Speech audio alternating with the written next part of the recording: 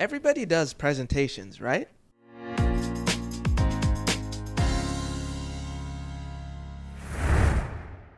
You're listening to the Public Health Insight Podcast, your go-to space for all things public health and global health, from the Sustainable Development Goals to the social determinants of health, as well as interesting dialogues about the diverse career opportunities that exist in these fields. Remember to subscribe to the podcast and leave us a rating on Apple Podcasts and Spotify so other people like you can benefit from our content. Before we move on, it is important to note that the views expressed in this podcast are our own and do not necessarily represent any of the agencies or organizations we work for or are affiliated with. My name is Gordon, your host for this episode, along with the one and only champ, co-host, Leshawn Benedict. Why do presentations in the first place? Is there a certain goal of a presentation, a certain situation or context why they're used? Some people are absolutely terrified of doing presentations, mortified. Some people go up there with notes. Why are we doing this in the first place? How can we state the importance of these presentations? Weren't you a bit scared doing presentations before your MPH? Yeah, public speaking in general, hated it. And now you're on radio, television, because you go TV up there, shows. your hands start shaking, right? Okay. So that's actually why I stopped having notes, right? Because there's nothing more distracting than a presenter who's nervous, who also has notes in their hand, and it's shaking and making a audible noise in the room, which like the paper's flapping around. So that's the reason I stopped using the paper, just because it was a distraction. And then I figured it out eventually. Well, the moral of the story is anyone can get really good at presenting like Gordon. Like LaShawn. Okay, so let's talk about that. So situations where presentations happen. So work, school, grad school, your project work. If you're into advocacy, you're making a pitch to your boss or your team. These are instances where you need to provide information to a bunch of people, or it could be a one-person thing, but you're providing information. What that information is, it could be anything, right? But you're using your voice, you're projecting yourself. You may or may not be using slides to assist you in relaying this information, but you as a person is projecting information to other people so that they can have a change in state and gain more information, or maybe your purpose is to persuade someone. Right. See, I like how you ended that, because that often gets lost in terms of the goal is not to deliver a presentation. The goal is a result of doing a presentation. So people look at it as, something that I just need to check off the list. I've done the presentation, but to me, there's no other way to do it than trying to do an effective presentation. And if you haven't effectively communicated your idea, then you've missed your mark. So yes, you have to check it off the list, whether it's your boss that tells you to do it or you just have to do it as part of your group project, but focus more on the purpose of it than the actual presentation being the outcome. Yeah. So let's get into that. How does that look? How can we start an effective presentation? One of the things I like to start with is the information gathering piece. So, what does that mean? Yeah, you do a presentation on what? Who am I speaking to, and what is the topic?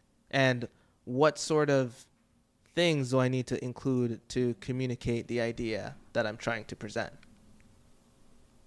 Okay, so one of the things you said there is essentially knowing your audience. Why is that so important here? Because knowing your audience is fundamental, central, paramount to doing an effective presentation.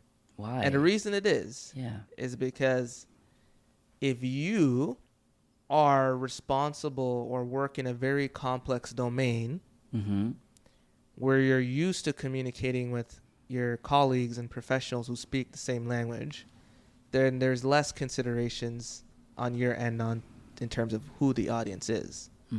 However, you, as part of your work, you develop a very effective intervention, and you're looking to bring it to a different level of government for, to advocate for that idea to become a policy. And the general politician may not want to hear about p-values and statistical effectiveness and statistical differences and t-tests and representative samples, but they might want to hear how their constituents will receive the idea. They might want to hear about how much money it will save, how many lives it will save, and potentially get them reelected. So spinning things in that perspective, targeting the audience, providing them with the right information. So what you're saying is, Gordon, meeting people where they're at for their informational needs and That's understanding how people perceive information, their prior knowledge on that specific topic that you'll be presenting on.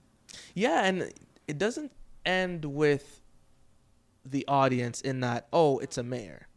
Mm-hmm. It's, what does that mayor believe in? Mm-hmm. So it's understanding their beliefs. Right, so understanding, have they been opposed to a similar idea in the past? How was that idea presented? Can I present it a different way? Those are some of the questions that you're asking. It could be your boss. You might have approached your boss with a specific idea before it got shut down. You might not want to present it the same way. You might want to understand your boss's motivations, some of the things that they're looking for from a strategic perspective, and then framing it in a way that they can pull that information out. Right. And related to that, we know that in order to help you achieve those goals, the topic should be clear, concise, and engaging. But where does evidence-informed information and presentations come into the mix? Do you have to have evidence for everything you're saying in presentations? Like you mentioned, p-value, stats, all that stuff. Is it a case-by-case basis? Yeah, I mean... And especially kind of talk about that in the public health setting.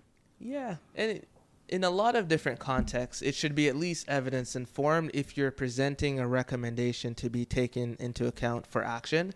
How you present that, like you touched on, is the important part, right, Leshawn? So evidence shows that, research shows that, large studies have shown that this is the case, and this was proven to be successful in a similar city of a similar size. That's probably how you can approach the plain language part of communicating with others in your presentation from an evidence-informed perspective, but it's absolutely important to do so. The persuasive argument is also important, and that might include not only the quantitative piece, but also the qualitative piece as well. And incorporating that into the storytelling of your presentation is important for sure. Right, and going back to just in terms of making your presentation clear, concise, and engaging, the use of simple language is often utilized to make sure that everyone's on the same page and is able to understand what you're saying. We often fall in these little isolated pods, and forgive me, I just watched Love is Blind. So where we just use language, specific technical terms and jargon like spatial epidemiology, for example, and we just think that's the norm and everyone knows what we're talking about. But being able to see where others are coming from and the backgrounds that they have, and being able to use more accessible language that will help them understand your presentations through its course. Right. And people might say, yeah, I get it, information, topic, yes, it's something I regularly do. But one thing that you could most definitely improve on is, now that you have a topic and you've decided, or it's been asked of you, to have a slide deck, what does that slide deck look like? So Leshawn, where do people start with this? Do we just go into Microsoft PowerPoint and just pull a template and then go for it? Like, what's the best place to start? Yeah, I think the best place to start is, first of all, answering these questions we asked in the information gathering stage. What's our goal of this presentation? What kinds of information do we want to make sure we include? Who are the stakeholders that are involved? Because that's going to really determine the detail and different topics that you're going to cover in your presentation. So what I like doing is, in my mind or on a piece of paper, on a Excel or Word document rather, kind of brainstorm how your layout is going to be for that presentation. So before you even get to visuals. Before you get into visuals, in my opinion, this is what I do, right? List out all the different logical transitions between how you're going to present this information. Okay, so are we going to start off very broad and then get a bit more specific as the slides go through? Maybe there are cases where you don't want to start off very broad, you just want to get into it. And the information gathering stage helps you determine what that's going to look like. The reason I like laying it all out there and brainstorming this, how the slides are going to look, what types of information to include in the slides, is it helps with logic and flow. You don't want to jump the gun when you're doing presentations and have a knowledge gap leap, which will confuse the audience. So you want to make sure you're really taking them throughout this journey, throughout this presentation, where they're following what you're trying to say, where you're able to persuade them and convince them and provide that information you need for them to make the change you seek through this presentation. So once you kind of have that in mind, and again, that brainstorming stage also includes doing your research on the different topics and the specific subtopics within the presentation that you're going to deliver. And then I would start thinking about aesthetically how my slides are going to look and how I'm going to lay out certain bits of information. That's when you get into more of your visual aids. You're talking about your agenda slide. Again, with the caveat that you don't want to overload your presentation with a bunch of memes, reels, graphics, visuals, because that could be distracting as well. And you also have to have a pulse with the people that you're going to engage with. I'm not sure if it's the best idea if you're presenting in front of an executive team to pull out funny reels that you found. Maybe you would. Maybe it would lighten the mood. But you just have to have these considerations. Mm. Similarly, not overloading your slides with visual aids, not overloading your slides with text. And that can get quite overwhelming for an audience and quite crowded. Even if you plan to say more things that are on a slide, pulling out those key ideas is critically important for people to know what you want them to take from a specific slide. Now, the slide design. I know you spend a lot of time educating yourself about things like that with the layouts, different kind of colors. Color science. Color science. Any kind of insider tips on how people might go about making those decisions for their slide deck? I think it's time we start thinking about making slides in a different way. Traditionally, we use Microsoft, PowerPoint, and they have their benefits to be using that. But now with more accessible free software becoming available, things like Canva opens up as another competitor where you can use different transitions, different graphics, and create a different style of presentation. So you just want to avail yourself to these other opportunities that are available in the market to present information, whether it's Canva. Maybe you could have a video alongside that's going through your presentation while you're speaking to highlight certain points. But again, at the end of the day, you want to make sure this is used as an aid to your presentation. An aid. You don't want it to be distracting. You want it to help get points across. So when you're thinking about the different colors, you don't want clashing colors. When you're thinking about fonts, are you using IOTA compliant text so people can actually read what's on the slides? The spacing of the text and slides. Are the pictures big enough? You have to all think of that. The worst thing in any presentation that I see is, oh, sorry, I think the font is too small. Sorry about that. And people always mentioning that. But before that even comes to be an issue, why don't you put some time in to think about what works best in these presentations? Agreed.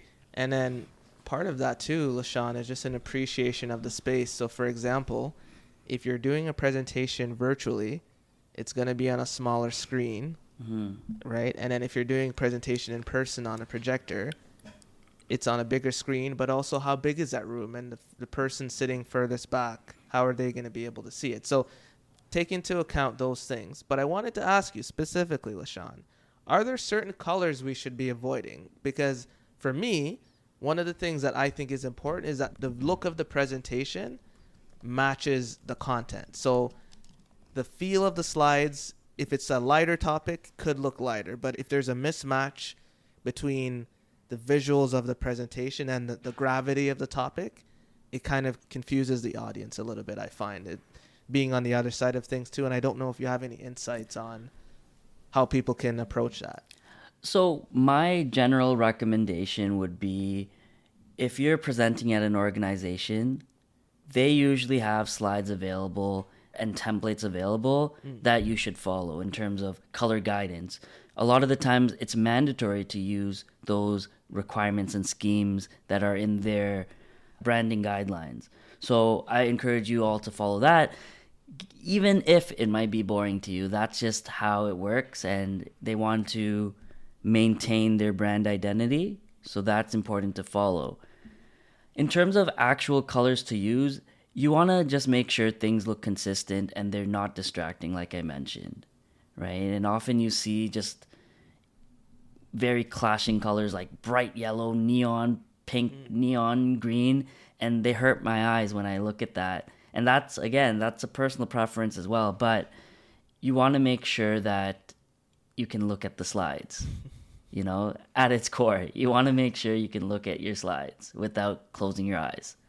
What about something as basic as page numbers or slide numbers, or an indication or progress tool or bar on your slides that shows when the presentation is moving through? Yeah. Is that something that adds value, you think? Yeah, I'm a fan of it, like especially if it's a longer presentation, making sure you have your agenda, table of contents, having page numbers, because it helps the audience refer back to, hey, on slide 5, I heard you mention this about epidemiology, and I had a question, blah, blah, blah, blah, blah, blah, blah. So it helps act as an anchor, reference point, which is great to have. Progress bars I've been seeing more used nowadays. And again, it's helpful for me as an audience member to see how long this presentation is going to take, and like, am I halfway through, quarter way through, and it allows me to focus my attention better almost. It's sort of a, hey, I need your attention for 20 minutes. Yeah. But when it's, you don't know and you've exerted all your mental energy and we're only halfway through, you get audience disengagement. But I actually didn't think about that reason that you mentioned about practically, if someone has numbers on their slides, it's easy to refer back to, because I've been in presentations where it's, oh, can you go back to, oh, no, not that one. Yeah. And then you could just simply say slide 11, because the person would have made a note when they wrote that down. So that's a very practical reason. Yeah. One of the things that I do want to say while we're talking about the actual presentation and slide decks, and I often see this happen, is being prepared for technical difficulties. And how many times has this happened to us, Gordon, where we have a presentation lined up, we think we could pull it up through our email, and then the email client that we use is blocked when we're giving presentations in schools? What's the point of preparing? Yeah, exactly that. There's nothing worse than being ready, and then your slide that you work so hard on, that's central to your delivery of the content and engagement with the audience, is not working, and then you spend the whole time apologizing to the audience. So we usually have a plan A, B, and C. So your USB stick, thumb drive, I think they call it too. You can have that.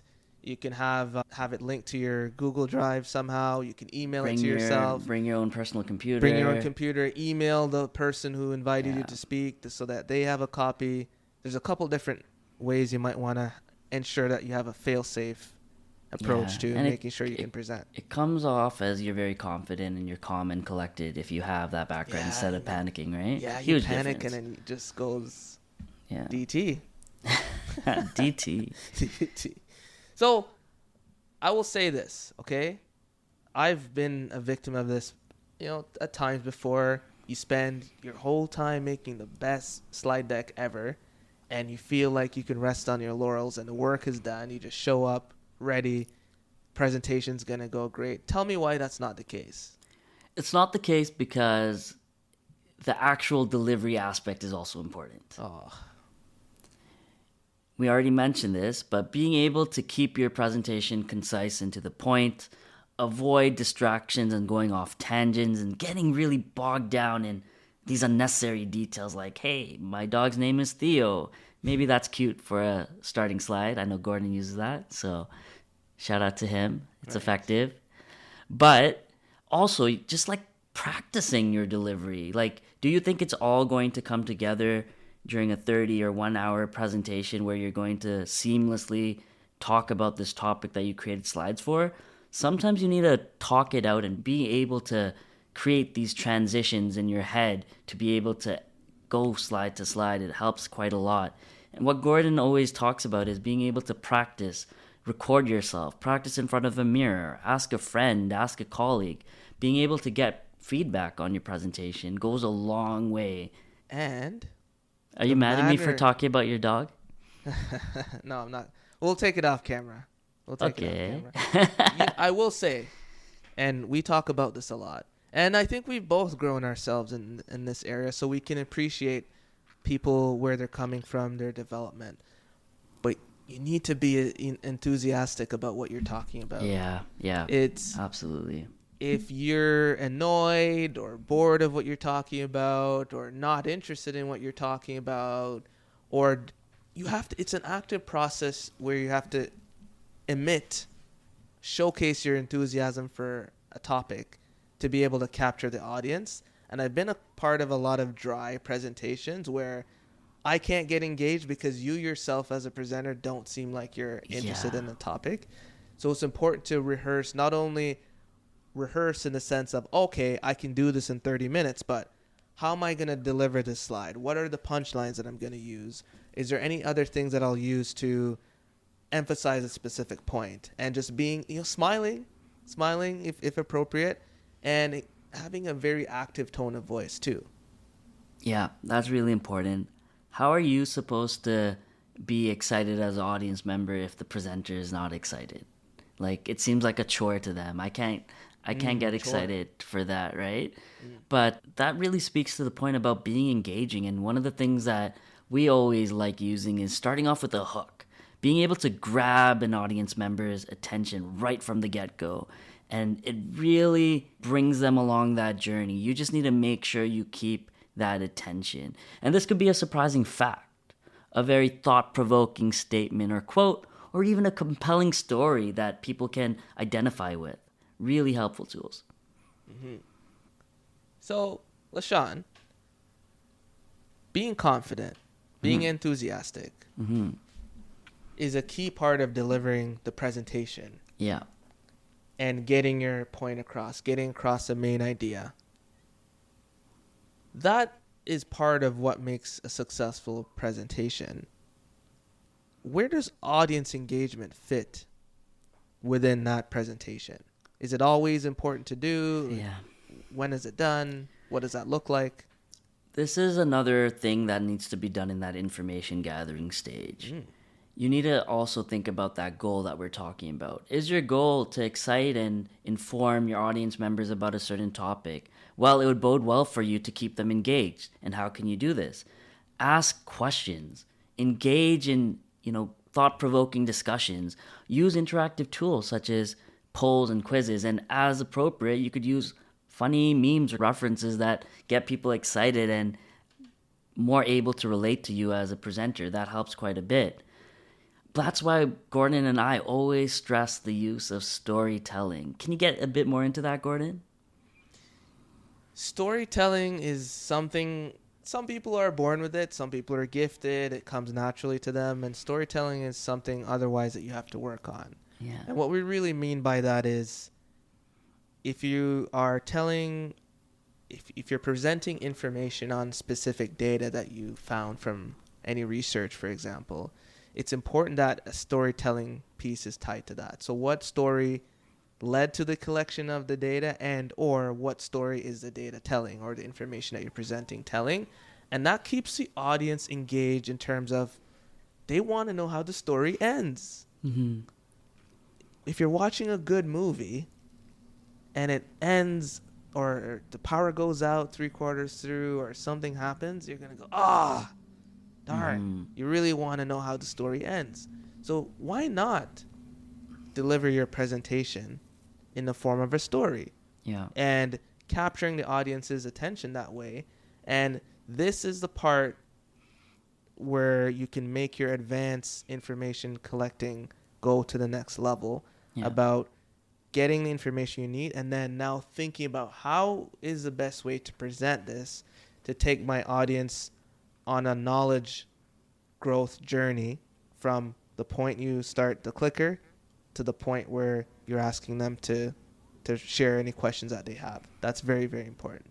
Part of that storytelling piece is the openness to take risks, right? Yeah. You might be in a position where you even put yourself out there a bit and have a little vulnerable moment to share and better connect with individuals. Obviously not necessary, but to do these kind of different things like storytelling or engaging your audience, you want to be able to be a little open and take a little risk, right? Yeah. And then, if it goes well, that builds your confidence for the next presentation and the next one. And then you develop that competence and charisma and enthusiasm and passion and energy for doing Stage presentation. presence. The stage presence. Have you ever walked into the room where you have this big shot guest speaker and you're just dying to hear what they say? Right. They have that stage presence. Hook you on every word. Yeah, take you on a ride on each Yeah. word, right? Every pause, every inflection in their voice. And it's very, very fun to join that journey and listen to. Yeah, I remember one presentation that we were in the audience for it while we were doing our MPH, and it was around the housing crisis. I don't know if you remember that one, and I felt that the speaker was she told the story about why there's a housing crisis. Yeah. And she started off the presentation by essentially saying, I'm going to tell you the story about how we got to this point. Yeah. By just saying those words, you want to be engaged all the way to the end. Yeah. Because you're going to be hearing a story, not just a random presentations of facts and ideas. Facts, exactly. Yeah. And so with these kind of engaging strategies, there's always one that sticks out to me, the use of humor as appropriate. And I know depending on the circumstance and situation that we're called to be guest speakers for, Gordon and I really like using that in university lecture settings and school settings where, audience members are, it is a formal setting, but it's also there's kind of that relationship building with students that are in the program. And one of the things that Gordon and I like are just talking about our past experiences and failures and funny moments that happened when we were doing a program like an MPH, and our funny stories that we had with our directors. And it really allows for that moment of, everyone's just human, and, there are these lighter moments of fun that can happen even in a serious academic program, right? Mm-hmm. So stories like forgetting to submit assignments or submitting the wrong thing. Exactly. Right? Yeah. And it's it builds relatability with the audience as well, and that they're invested in the information that you're sharing.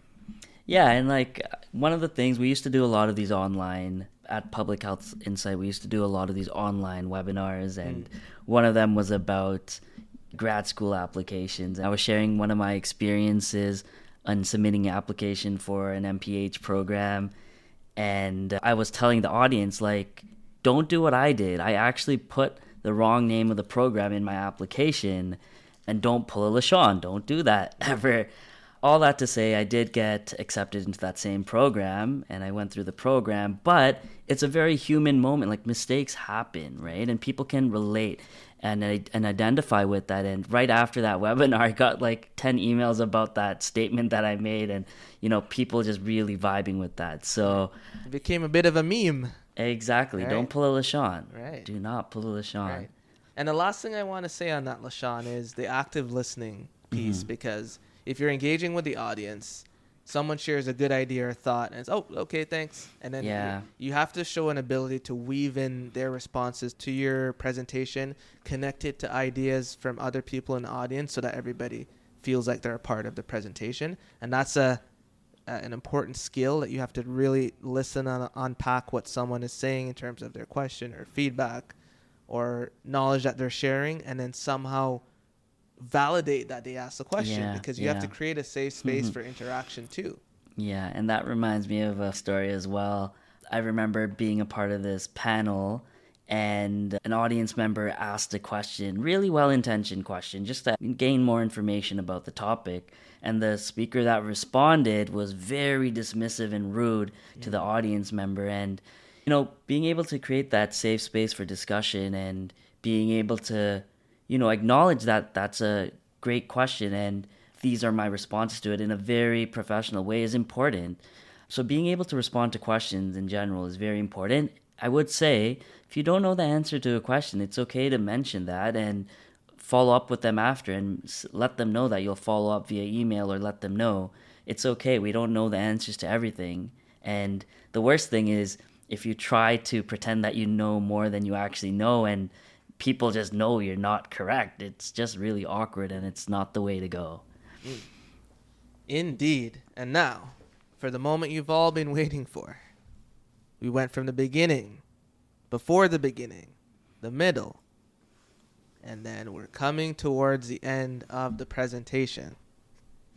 How do we end things off on a positive, amazing note?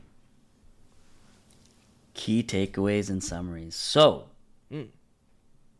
we know, as audience members, we can't remember everything. Our attention's not always there.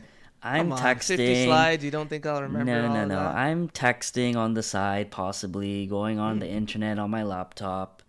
These things happen. Even though you're not supposed to, it happens. Let's be real here. So that's why you as a presenter should understand that you're not necessarily going to have every single person's attention throughout the whole presentation, as ideal as we might want that to sound. However, that's where these key takeaways and summary points really come into play. Gordon and I love saying at our end of the presentation, if you didn't learn anything up until this point, or you weren't listening up until this point, listen now. Basically to show this is where important information is going to be portrayed. So end your presentation with clear call to action. Yeah. Couldn't agree more. I think it's a last-ditch attempt to re-engage, right, Leshawn? Like, people realistically will be engaged and disengaged. Concentration spans are varied. And that's another point in the presentation where you can reestablish that stage presence and say, hey, for the next 2 minutes as I bring this to an end, these are the 3 things I want you to remember from this talk. And what you'll find a lot of times is that sparks further conversations with, that's when you start to get questions like this, Ashan. Oh, sorry, I might have missed this, but because you just talked about an interesting point in your close that I wasn't paying attention to. Now I'm interested in again. And now I've asked you to go back to that point. So that's another good technique to bring things to an end. And this is also a good place to close out that story that you called out to at the very beginning, right? So how do you close that in an effective way and close that off to kind of close off the performance? That's right. So don't forget that you started a story. You need to figure out how to end it. There's nothing worse than, like I said, a movie, it's going very well. It gets cut off halfway or 3/4 of the way through. And there's nothing worse than a movie with like no ending at all or a bad ending. So it's important to end the story and wrap up those loose ends. Yeah. And then Gordon and I always love talking about this ending piece of getting better, continuous improvement. You know, there are some instances where when we're doing our lectures for different universities, we are able to send feedback survey to the audience members to get their thoughts on the presentations, how we can improve, which is great. It might be less appropriate in certain settings, of course. However, if you have a colleague, friend, manager, supervisor present at those presentations, please do ask for feedback. We could always get better at certain things. Maybe you're saying too much. Filler words, Maybe you're saying that too much. You might not realize the filler words. Kind of, sort of. Exactly. You don't realize that till someone points it out. Like.